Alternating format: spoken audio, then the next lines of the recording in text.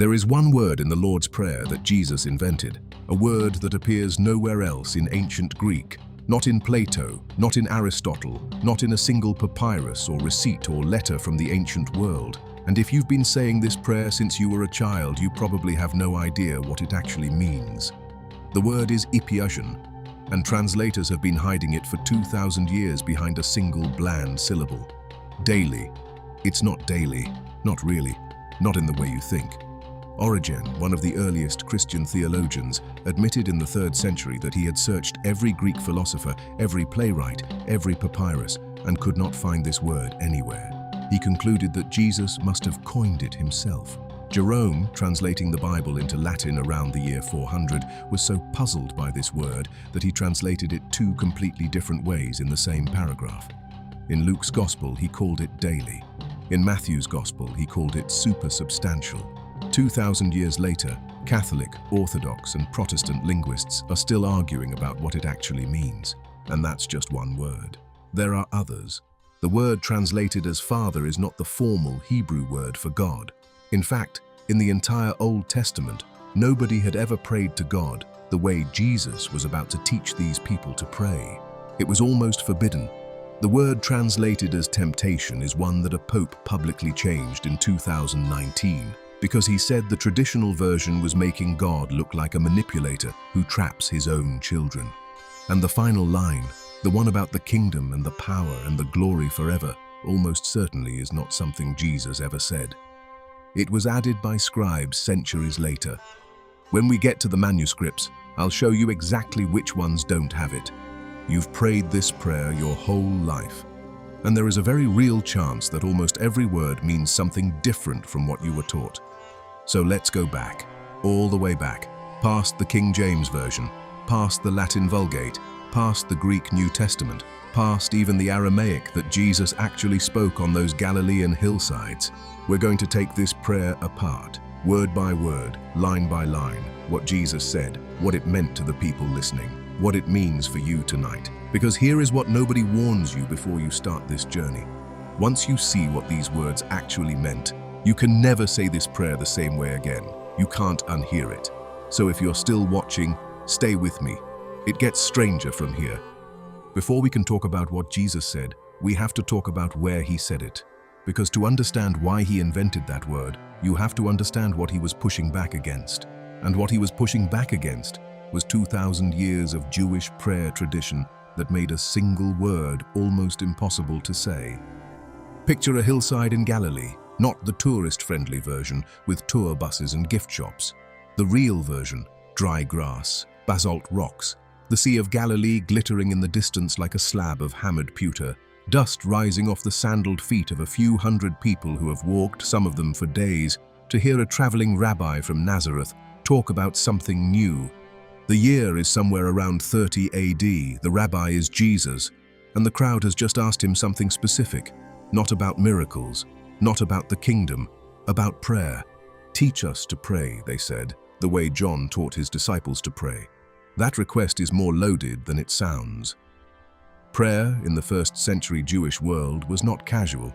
It was formal, memorized, and tightly tied to the temple in Jerusalem, which stood about 80 miles south of where Jesus was standing. There were the 18 benedictions of the Amidah, recited 3 times a day. There was the Shema, the great confession of Jewish faith. There were psalms. There were blessings before food, after food, before study, after study, upon seeing a rainbow, upon smelling spices at the end of the Sabbath. Prayer had a shape. It had rules. It was old. And into that world, Jesus opens his mouth and says something that would have stopped his listeners cold. Abwoun. That is the word he almost certainly used, not the Greek pater, which is what we have in the manuscripts.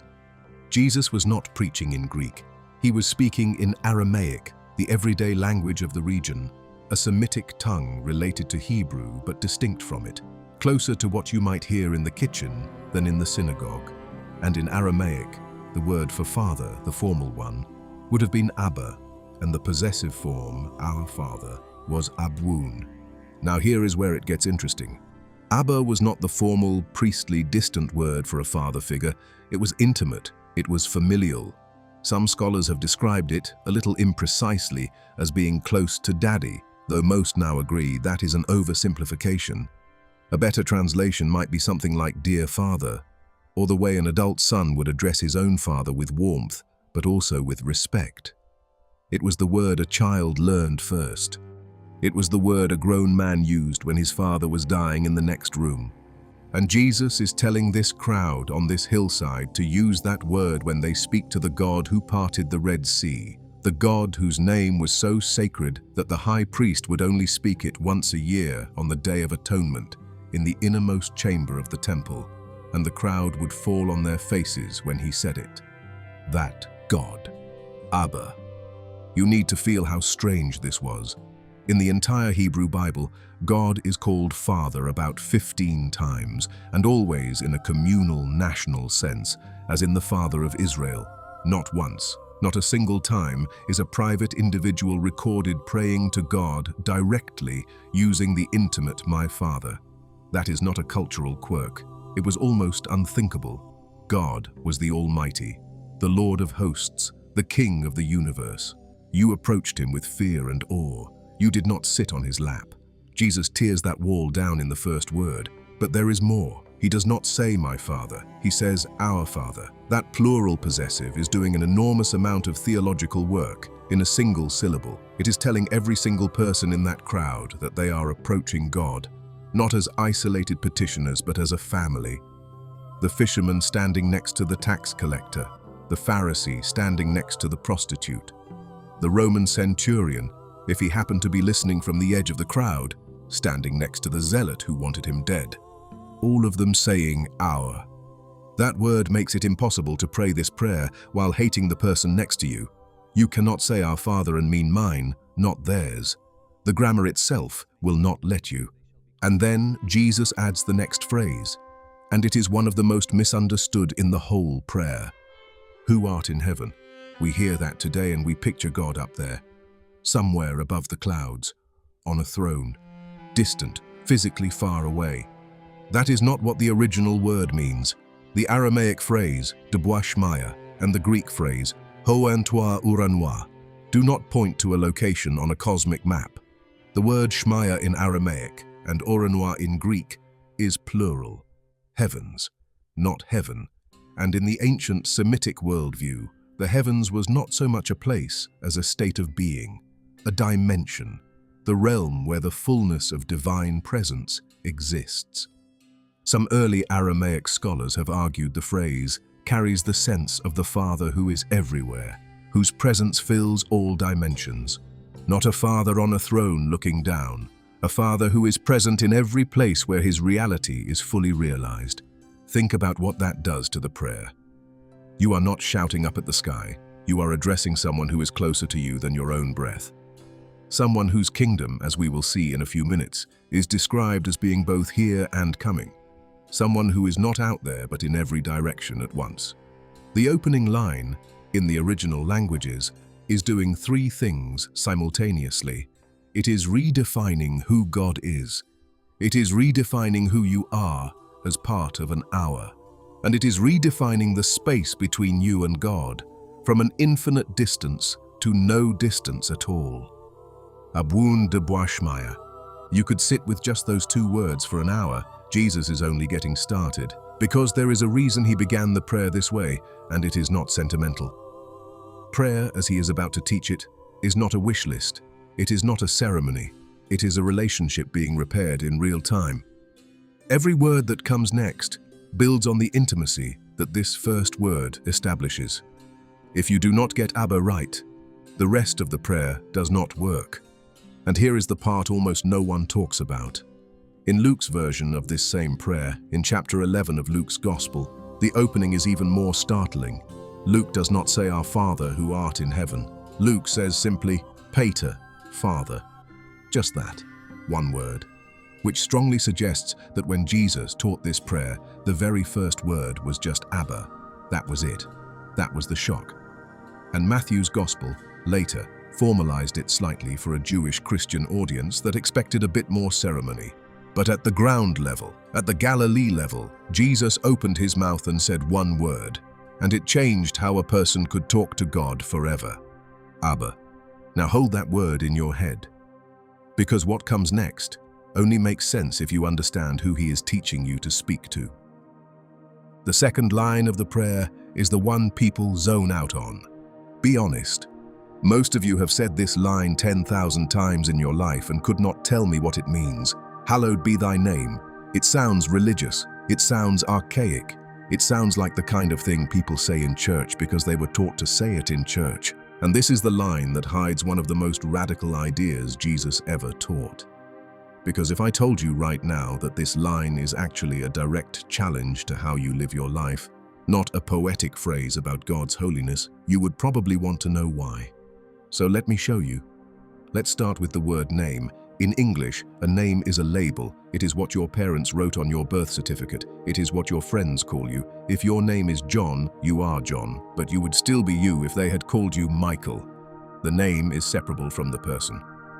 That is not what a name meant in the ancient Semitic world. The Hebrew word for name is Shem, and Shem did not mean a label. It meant the essence, the reputation, the character, the identity, the very presence of a thing. To know something's Shem was to know what it was at its core. To speak its Shem was to invoke its reality. When the Hebrew Bible talks about God's name being in a place, it is talking about God's actual presence being in that place, not a sign hanging on the door. This is why the Ten Commandments include a prohibition against taking the name of the Lord in vain. That commandment is not really about swearing. It is about invoking the reality of God carelessly, treating the ultimate reality of the universe like a throwaway word, dragging what is holy into what is trivial. And in the case of the God of Israel, this got even more intense. God had revealed his personal name to Moses at the burning bush. 4 Hebrew letters: Yod, He, Vav, He, YHWH, the Tetragrammaton. And that name, that specific name, was considered so sacred that by the time of Jesus, no observant Jew would speak it aloud. When you were reading the Torah, and you came to those 4 letters, you would say Adonai instead, which means Lord. The name of God was, quite literally, unsayable. And Jesus stands on a hillside and teaches people to pray, "Hallowed be thy name." Now, what does hallowed mean? The Greek word is hagiastheto. It comes from the root hagios, which is where we get the word holy. But it is not an adjective in this sentence. It is a verb, and it is in a very specific grammatical form that is almost impossible to translate cleanly into English. It is what Greek grammarians call the aorist passive imperative, which is a lot of syllables to say. This is a command addressed to God, asking that something be made holy, and the timing is not just once, but is an ongoing state that begins now and continues. Roughly, if you tried to unpack it, let your name be made holy, let it be recognized as holy, let it be treated as holy, let it be established as holy, forever, starting right now. But by whom? That is the question that changes the whole prayer. Some scholars have argued that the passive voice here is what is sometimes called the divine passive, a common Jewish literary device in which the true actor is God himself, being hidden by the grammar out of reverence. In that reading, the line means, God, may you cause your own name to be recognized as holy. But others have pointed out something that is much more challenging. If God's name is already inherently holy, why would you need to ask for it to be made holy? The name of God does not become more or less sacred based on whether human beings acknowledge it. God's holiness is not contingent on our recognition. So what is being asked? The more compelling reading is this. The prayer is asking that God's name, meaning God's essence, God's character, God's reality, be treated as sacred in and through the way we live. That the reputation of God on this earth be honored by the actions of the people who claim to know him.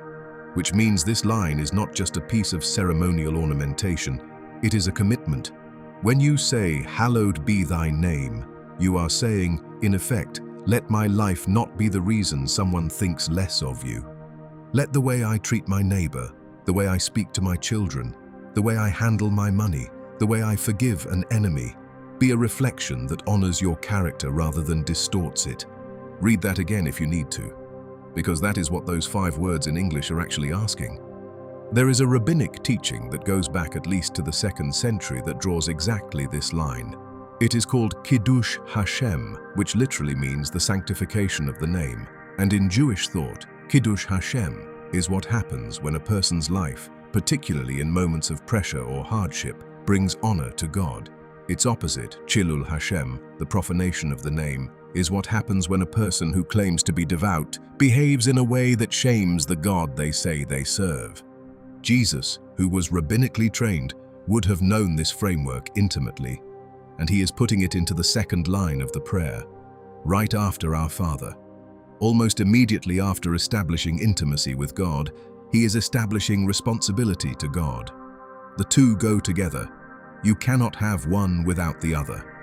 This is why the ancient Aramaic version of this line, Neth Kadash Shmach, was so weighty when it was first spoken. Neth Kadash comes from the same root as the Hebrew Kadosh, which means holy, separated, set apart. It is the same root you find in the Kaddish, the Jewish prayer for the dead, which begins with the almost identical phrase, Yitgadal v'yitkadash shmei Rabbah, magnified and sanctified be his great name. That prayer, the Kaddish, would have been familiar to every Jew listening to Jesus. He is deliberately echoing it. He is taking the framework of Jewish reverence for God's name and reshaping it into something personal. Something you say not just at funerals, not just in the synagogue, but every day, at your table, in your work, in the quiet before you sleep. Hallowed be thy name. May your reality be treated as real. May your character be reflected in mine. May the way I live be an argument for you rather than an argument against you. That is what those words are asking, and most of us have never once said them with that intention. We are 2 lines into this prayer, 2 lines, and already the walls between what we say and what we thought we were saying are starting to fall down. But this is where things really open up, because the next line is where Jesus stops asking about God and starts asking about the future.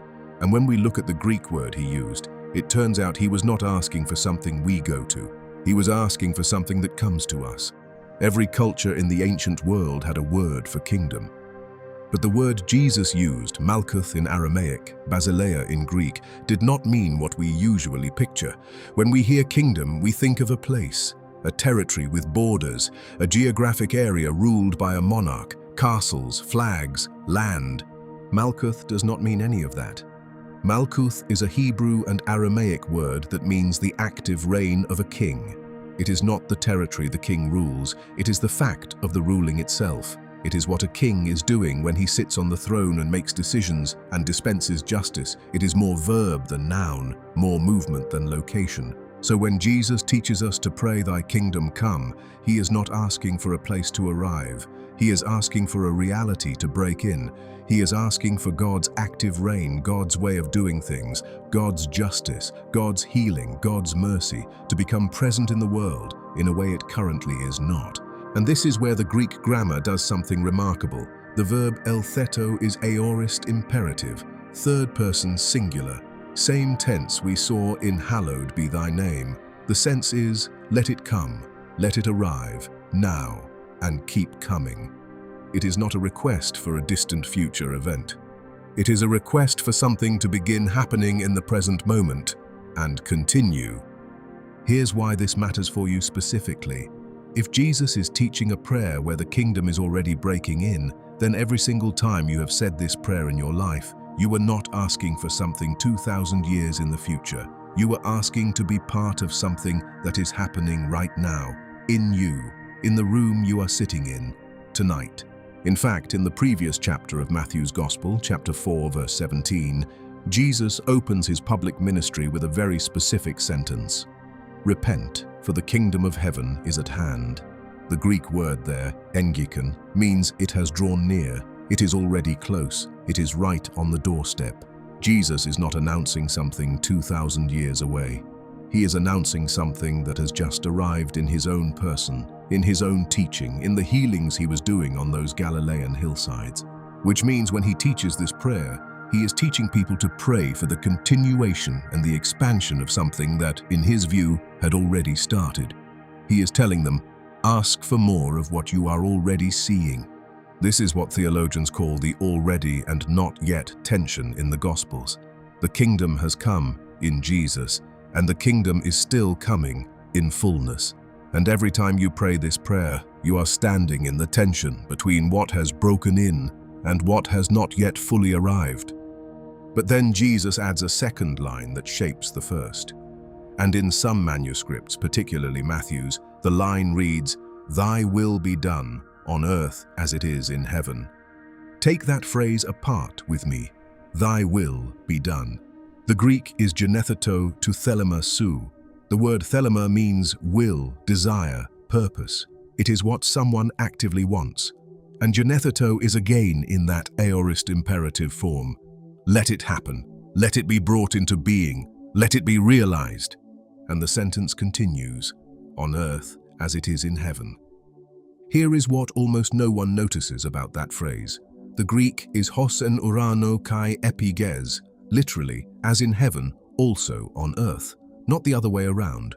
The heavenly reality is the pattern. The earthly reality is where the pattern is being asked to become manifest. This little detail does something profound. It reveals what Jesus assumed about heaven itself. Heaven, in his framework, was not just a destination for the dead. Heaven was a functional reality where the will of God was already being done. Perfectly. Continuously. Without resistance. And the goal of the prayer, the entire trajectory of the prayer, is to ask that this same functional reality be brought into the messy, broken, resistant world we actually live in. Which is a radical prayer if you think about it for more than 5 seconds. You are asking that the world where children die of preventable illness look more like the reality where the will of God is fully done. You are asking that the courtroom where the innocent are convicted look more like the throne room where perfect justice reigns. You are asking that your own home, your own marriage, your own bedroom conversation with your spouse, your own text message to your estranged brother, look more like heaven, not less. More. The prayer is not asking to escape earth, it is asking to change earth. And here is where the ancient Aramaic gives us something the Greek loses. The Aramaic version, Newe Tsevianach Aikana de Boashmaya Afbarha, has an inflection that scholars like Neil Douglas Klotz have argued carries the sense of, let your desire, your longing, your heart's intent come to fruition through the harmony of all created things, in the visible universe as it is in the invisible. That is a very different prayer than God, do what you want. That is God, may the deepest intention of your love find its way into every atom of the visible world, the way it is already woven into the fabric of what we cannot see. You start to see why people spent their whole lives on this prayer. It is not just a set of religious phrases, it is a world view. It is a way of standing in the universe. Every time you say this line, you are enlisting. You are saying, put me in the flow of what you are trying to do, not just do what you want without me. Something more like, let your reality show up in my hands, in my choices, in my day. This might be the moment the prayer stops being something you recite and starts being something that recites you. And now Jesus does something none of his listeners were expecting. After opening up the cosmos, after invoking the kingdom, after talking about heaven and earth, he stops and he asks for bread. Bread. Like a mother making dinner. Like a child who's hungry. And in that word bread, he is about to slip in the strangest word ever to appear in an ancient text. A word that will short-circuit translators for 2,000 years. A word so unique that Origen, 600 years before English existed as a language, would admit he had never found it anywhere else in all of Greek literature. Let's come back to epiousion. If you take one thing from this video, remember this word. It is the linguistic mystery at the heart of the Lord's Prayer, and it is the reason theologians and translators have been scratching their heads for 2,000 years without ever fully agreeing. The line in English is, "Give us this day our daily bread." Simple enough. Sounds like a prayer for enough food. Sounds like asking God to make sure the pantry is not empty tomorrow. But that translation, daily, is doing a lot of quiet work to hide something strange. The Greek word being translated as daily is epiousion. And epiousion is what linguists call a hapax legomenon. which is a fancy Greek term meaning a word that appears only once in a body of literature, except in this case, it is even more extreme. This word appears almost nowhere in Greek literature at all, ever. It appears in Matthew's version of the prayer. It appears in Luke's version of the prayer. And that is essentially it. There is one other possible sighting, in a fragment of a 5th century household accounting document from Egypt, where an amount of bread was described using what might have been the same word. But that fragment was lost in the 20th century, and its existence is now disputed. So, for practical purposes, the word appears in the New Testament and nowhere else. Origen, one of the most brilliant biblical scholars of the 3rd century, wrote in his commentary on Matthew that he had searched the Greek philosophers and playwrights and could not find this word anywhere. He concluded that the Gospel writers had invented it in order to translate an Aramaic concept that had no Greek equivalent. In other words, whatever Jesus actually said in Aramaic was so unusual that when Matthew and Luke tried to translate it into Greek, they had to make up a new word to do it, which is astonishing. What idea was Jesus expressing that required a brand new word? Let's look at the possibilities. Scholars have proposed at least 4 major interpretations of epiousion. The first interpretation, and the most common, is that it comes from the Greek root ousia, which means being or substance, combined with the prefix epi, which can mean upon or for. Under this reading, epiousion means something like necessary for existence or for our being, the bread that keeps us alive, the bread that sustains our very being, not luxury food, not extravagance, what we need to continue existing. Under this reading, the prayer is, "Give us today the bread we need to be." That is beautiful in its simplicity. It is a prayer for the essentials, not more, not less. The second interpretation comes from the Greek phrase her epiousa hemera, which means the coming day. Under this reading, epiousion means for tomorrow or for the coming day. So the prayer becomes, "Give us today the bread for tomorrow," which, if you sit with it, is actually a startling request. Jesus is teaching people who lived hand to mouth, day laborers who did not know if they would eat tomorrow, to pray a specific kind of trust. Not, "Give us tomorrow's bread when tomorrow comes." Rather, "Give us tomorrow's bread today." Meaning, let today be the day I stop being afraid about tomorrow. Let me have right now the assurance that my future need is already met. That reading connects directly to another passage in the same chapter of Matthew chapter 6, where just a few verses later Jesus says, "Do not worry about tomorrow, for tomorrow will worry about itself." Each day has enough trouble of its own. So the second interpretation of epiousion would tie the breadline to the anti-anxiety theology of the surrounding Sermon on the Mount. The prayer becomes a spiritual practice against fear. The third interpretation is the most theologically loaded, and it is the one Jerome went with when he translated the Latin Vulgate around the year 400. Jerome translated the Greek word epiousion 2 different ways in his own Latin translations. In Luke's version of the prayer, he translated it as quotidianum, which means daily, and this is where our English daily bread tradition comes from. But in Matthew's version of the prayer, he translated the exact same Greek word as supersubstantialum, which means supersubstantial or above and beyond the natural substance. Jerome was suggesting, at least in the Matthew version, that the bread being asked for was not ordinary bread at all. It was some kind of spiritual bread, bread that transcended the physical. And many early Christian commentators, particularly in the Catholic and Orthodox traditions, went further and connected this to the Eucharist, the bread of communion, the body of Christ. Under that reading, the prayer is not asking for food to eat. It is asking for spiritual sustenance. It is asking for God Himself.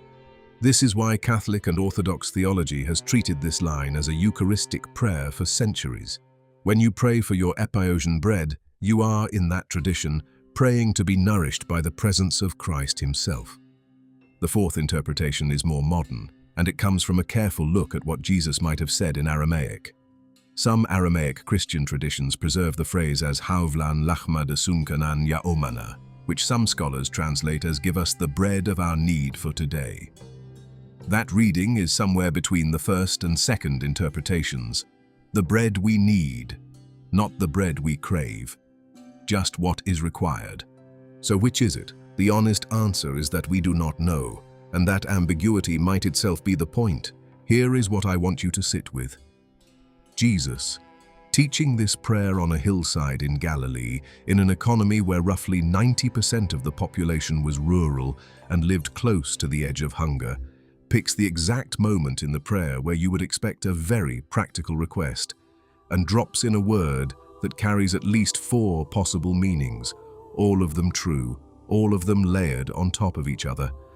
Give us today the bread we need to physically survive. Give us today the assurance that tomorrow's bread is already provided.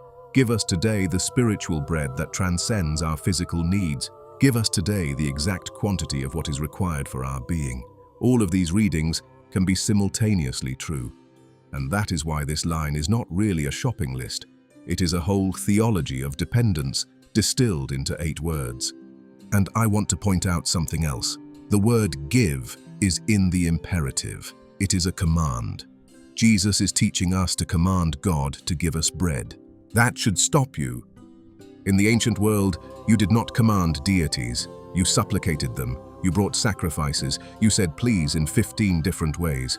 And here Jesus is teaching us to walk up to the Father, who is closer than our breath, and say, give. Not if it please your majesty, and if we are worthy, and if you deem it appropriate. Just give. That directness is only possible because of the first line, because of Abba. You can only command bread from a father who has already claimed you as his child. You cannot command bread from a distant deity. You can command bread from Dad. The whole architecture of the prayer is starting to reveal itself. Intimacy in line 1 gives you the standing to command in line 4. Reverence in line 2 gives you the humility to accept whatever comes. Cosmic longing in line 3 gives you the wisdom to know that your bread is part of a much bigger meal. The lines are not just sitting next to each other, they are supporting each other. And this brings us to the most piercing part of the prayer.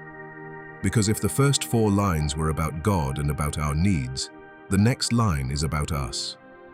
About what we owe, about what we cannot pay, about what we have to release before we can be released. But first, a quick pause. If this thing about the invented word is blowing your mind, wait until you hear what happens when Jesus uses the word debt instead of sin in the next line. If you want this channel to keep digging into things like this, tap subscribe. Nobody is telling us this stuff from the pulpit. Let's keep going. All right. Where were we? Right here is where things get uncomfortable. Every English translation of this line has to make a choice. And no matter which choice the translators make, they lose something. Some translations render it, "Forgive us our trespasses, as we forgive those who trespass against us." That is the version most Catholics grew up with, and it is closest to the Book of Common Prayer tradition. Other translations render it, "Forgive us our sins, as we forgive those who sin against us." That is closer to the Luke version of the prayer and to modern ecumenical translations. And other translations render it, "Forgive us our debts, as we forgive our debtors." That is what the Presbyterian and Reformed tradition tends to say, and it is by far the most literal translation of the Greek in Matthew. Because the Greek in Matthew is unambiguous. The word is opheilomata, and opheilomata does not mean sins. It does not mean trespasses. It means debts, financial debts, what you owe. Luke, on the other hand, uses a slightly different word, hamartias, which does mean sins. But in the same verse, Luke also uses the word opheilonti, the one who owes, to describe the person we are supposed to forgive. So even in Luke's version, the debt language is baked in. Now here is the question, did Jesus mean literal financial debt, or did he mean sin, or did he mean something bigger than either? The answer, based on the Aramaic that Jesus almost certainly used, is yes, to all 3, at the same time.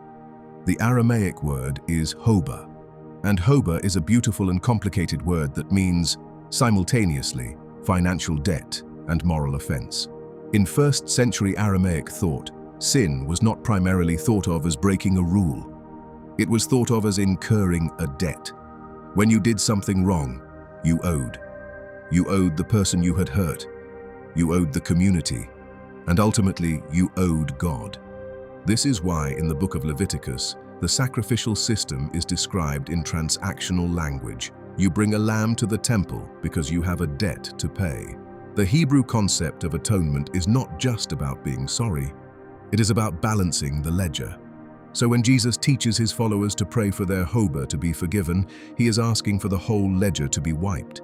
Every literal debt, every moral offense, every accumulated obligation. And this would have hit differently in first-century Galilee than it does in a modern living room. Because in first-century Galilee, debt was crushing. Under Roman occupation, the tax burden on rural peasants was enormous.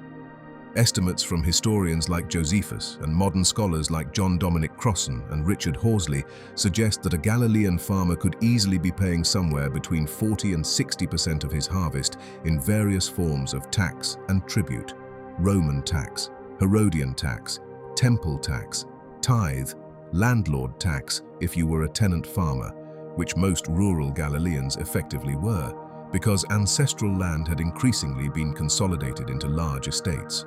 And when you could not pay, you borrowed. And when you could not pay the debt, you lost your land. And when you lost your land, you lost your identity. Because in that culture, land was not just a source of income. Land was your covenant inheritance from God. Land was who you were as an Israelite. To lose your ancestral land was to be spiritually as well as economically undone. By the time Jesus is teaching this prayer, there were entire villages where most families were in debt to absentee landowners. Debt bondage was rampant. If you defaulted, your children could be sold into slavery to work off what you owed.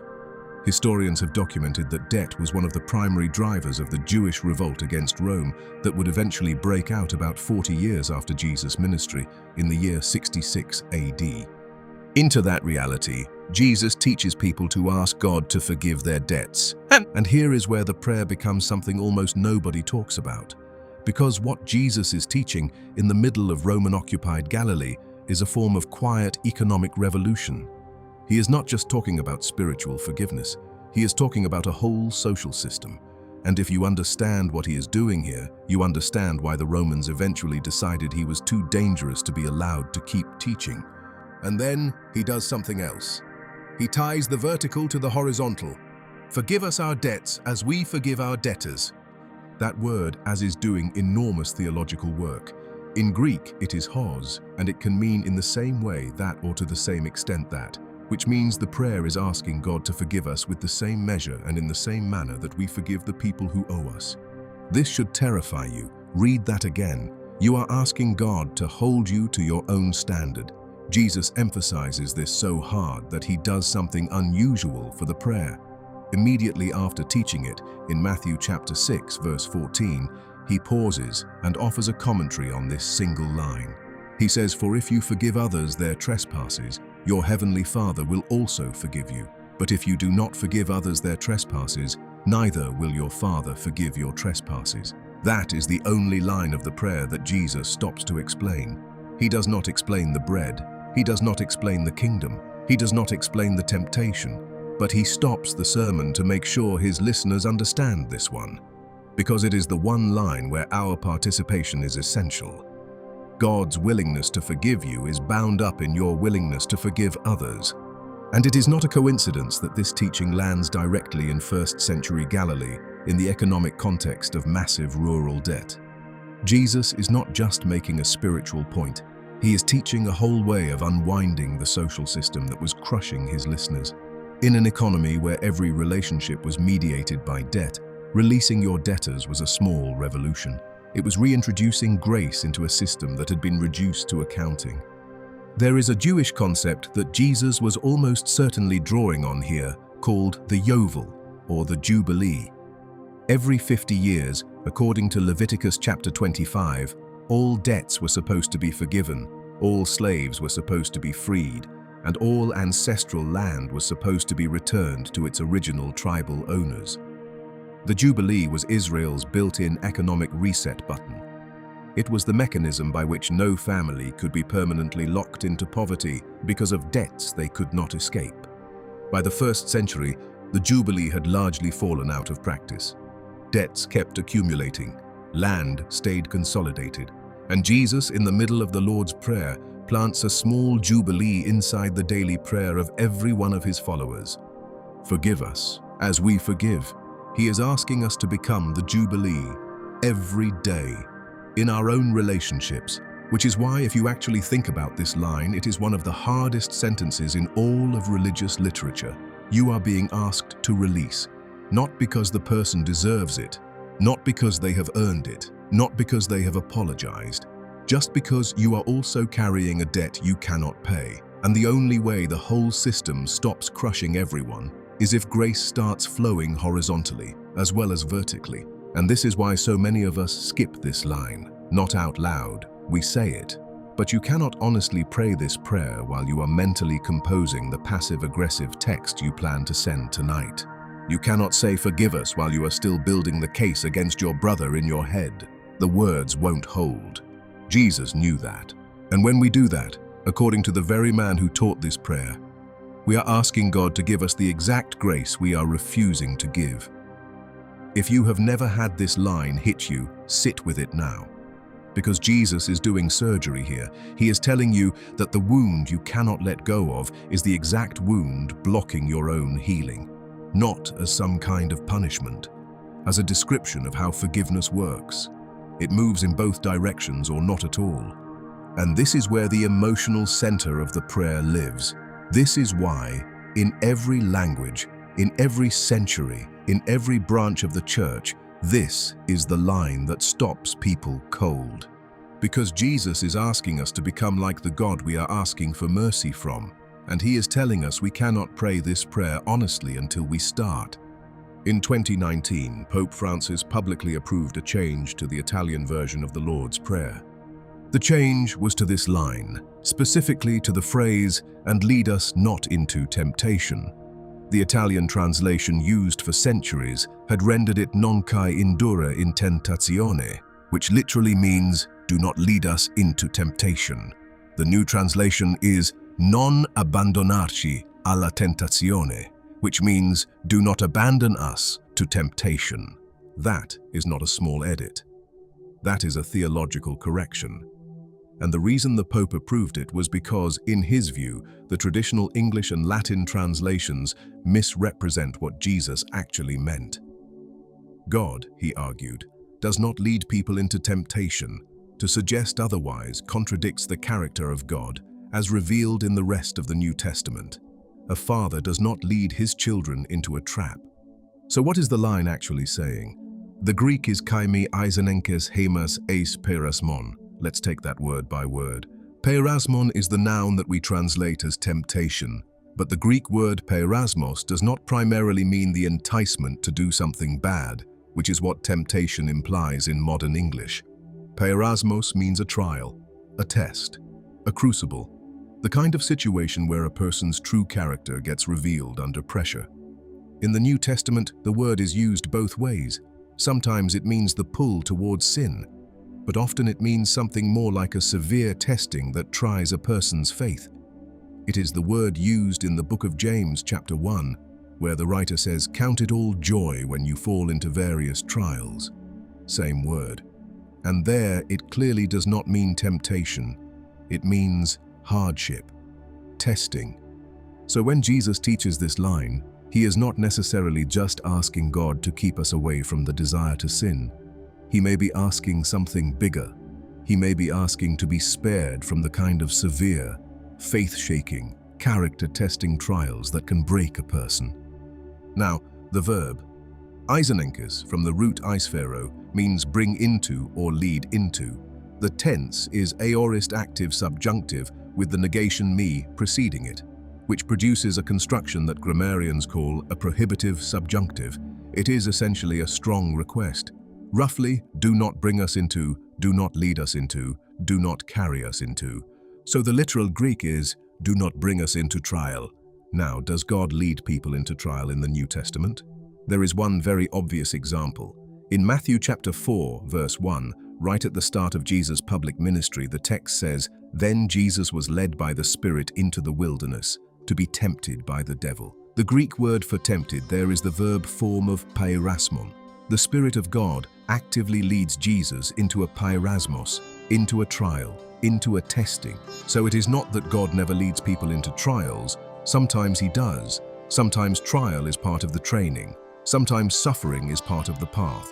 But Jesus is teaching us to pray, honestly, that we would rather not be in that place if it can be avoided. He is teaching us the humility to say, I know I might not pass this test. I know I am weaker than I think I am. Please, if it can be avoided, do not put me in a situation where my faith could break. There is a Jewish morning prayer that is remarkably similar to this line. It is called the Yehi Ratzon, and one line of it reads, in Hebrew, may it be your will, Lord our God and God of our fathers, to make me familiar with your Torah and cleave me to your commandments, and do not bring me into the power of sin, nor into the power of transgression and iniquity, nor into the power of temptation, nor into the power of shame. That prayer was in use in Jewish liturgy long before Jesus, and its shape is nearly identical to the Lord's Prayer line. Do not bring me into. Jesus is drawing on a well-established tradition of humble, honest prayer that acknowledges human frailty and asks not to be tested beyond capacity. And then the final petition, but deliver us from evil. Here again, English hides something. The Greek is allarisai hemas apo tou ponero, and that phrase, tou ponero, is a genitive singular form that can be translated either as evil in the abstract, meaning the general concept of wickedness, or as the evil one, meaning a specific being. Most modern scholars agree that the grammar leans toward the personal reading, deliver us from the evil one, which is not abstract at all. Jesus is teaching his followers to ask for protection from a specific antagonist. In his worldview, evil was not just an unfortunate feature of the universe. Evil had a face. Evil had a will. Evil was actively working against the will of God, and human beings needed protection. The verb raisai is also worth pausing on. It comes from a root that means to draw to oneself, to snatch out of danger, to rescue by pulling closer. It is the verb you would use for a parent snatching a child out of the path of an oncoming cart. It is protective, it is intimate, it is fatherly. So the last line of the prayer before the doxology reads roughly, do not carry us into places where our faith could break. Instead, pull us close to you and out of the reach of the one who would destroy us. That is a very different prayer than the polite, formal English we usually recite. It is a plea from a child who knows how weak he is, and how strong the enemy is, and how urgent the danger is. And now we come to the end of the prayer. But before we do, we have to talk about the last line most of us grew up saying, and the fact that Jesus almost certainly did not. For thine is the kingdom, and the power, and the glory, forever. Amen. That line is called the doxology, and if you go read the earliest Greek manuscripts of Matthew's Gospel, the ones from the 4th century onward, the doxology is not there. It is absent from Codex Sinaiticus. It is absent from Codex Vaticanus. It is absent from the Vulgate that Jerome translated in the late 4th century. It shows up in later manuscripts, and it is used in the ancient Christian liturgy, the Didache, a 1st or early 2nd century Christian teaching document, but in a slightly different form. Most modern scholars agree that the doxology was added later, probably by early Christian liturgical use, as a fitting conclusion to a prayer that was being spoken aloud in gatherings. It was almost certainly not part of what Jesus originally taught on the hillside. It is a beautiful addition. It captures the theological instinct that a prayer should end by handing everything back to God. But it is a human addition, which is why in some Christian traditions, particularly Roman Catholic, the doxology is either not included in the prayer or is set apart from the original text, and why in Protestant traditions, particularly those that emphasize sola scriptura, the doxology is usually included because it was in the King James Version, which was based on manuscripts that already had it. Neither tradition is wrong, but it is worth knowing that when you say those last words, you are participating in a 1900-year-old liturgical instinct rather than reciting something Jesus taught. And that instinct itself, to keep giving glory back to God, to keep the kingdom at the center, is deeply in keeping with everything else the prayer teaches. Come back with me to the hillside. The crowd has been listening. Some of them have been listening for hours. The sun is starting to lean west over the Sea of Galilee. Fishing boats are coming in. The dust in the air is turning gold. And Jesus has just finished teaching them how to pray. Look at what he did. He opened with a single word, Abba, that tore down the wall between them and the God they thought they had to fear. He asked them to make God's reality sacred through the way they lived. He handed them a way to participate in the arrival of God's active reign. Right here, in the middle of Roman occupation, in the middle of debt, in the middle of everything that felt like it was not the way it should be. He gave them a word for daily bread that was so precise, so layered, that we are still arguing about what it means 2,000 years later. And in that word, he distilled a whole theology of dependence. He made them look at their own debts and told them that the only way out of the ledger was to forgive the people who owed them. He taught them to ask, honestly, to be spared from tests they might not survive, and to be pulled close by a father who saw the danger they could not see.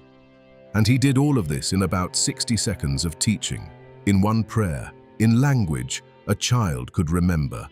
That is the prayer that has been recited more times than any other sentence in human history.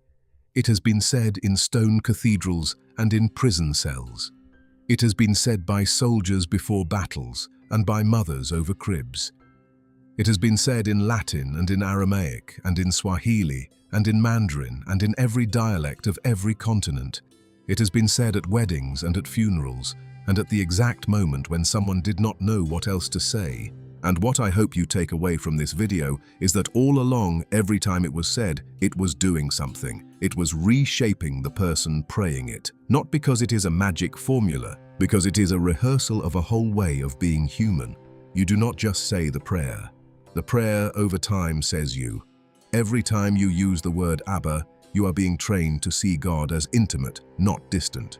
Every time you say, Hallowed be thy name, you are being trained to live a life that reflects rather than distorts the God you claim. Every time you say, Thy kingdom come, you are being enlisted into the arrival of a better reality. Every time you say, Give us this day our daily bread, you are being trained out of the anxiety that says you have to hoard the future. Every time you say, Forgive us as we forgive, you are being invited to release someone you have been holding on to. Every time you say, Lead us not into temptation, you are being kept honest about your own weakness. That is what the prayer was for. That is what it always was. Not a religious ritual, a daily reformation of the person saying it. So the next time you say it, and this could be tonight, at the end of this video before you sleep, try this. Say it slowly, really slowly. Give each word a full second. Feel Abba first. Feel it as a word your Father recognizes. Then move to the next word only when you actually mean it. And when you get to the line about forgiveness, if there is a name that surfaces in your mind, do not skip past it. That is the name the prayer is trying to help you release. You have said this prayer your whole life, and it has been quietly working on you, whether you noticed or not, whether you believed or not. One last thing before you go. In 1945, in a cave in the Egyptian desert, near a town called Nag Hammadi, an Arab peasant named Muhammad Ali al-Saman was digging for fertilizer and struck a large sealed clay jar. Inside were 13 leather-bound codices, gospels nobody had read in 1,500 years. The Gospel of Thomas, the Gospel of Philip, the Gospel of Truth, texts that early church councils had decided to leave out of the Bible, and that had been buried in the sand to hide them from destruction. And in the Gospel of Thomas, one of the strangest features is what is not there. Jesus does not teach the Lord's Prayer. It is not in that Gospel, not a word of it. What does that mean? We can talk about that in another video. But the question I want to leave you with tonight is this. If even one word of this prayer means something different from what you thought it meant, if Abba is not distant, and Epiation is not daily, and forgive us is not a formula but a mirror, then how many other prayers have you said in your life without knowing what you were actually saying? That is what Jesus put in your hands on that hillside 2,000 years ago. A prayer that would keep doing its work in silence long after the crowds went home and the sun went down over Galilee and the world moved on. It is still doing its work in you. If this video helped you see something in this prayer you had never seen, subscribe. This channel exists to go back to the languages, back to the context, back to what these ancient words actually meant, and to bring them into the room where you are sitting tonight. There is another video on screen right now that goes deeper into the Nag Hammadi discovery. It is the natural next step from where this one just left off. Whatever brought you here, thank you for staying to the end. That says something about you. Now go say the prayer again, slowly this time. You know what it means.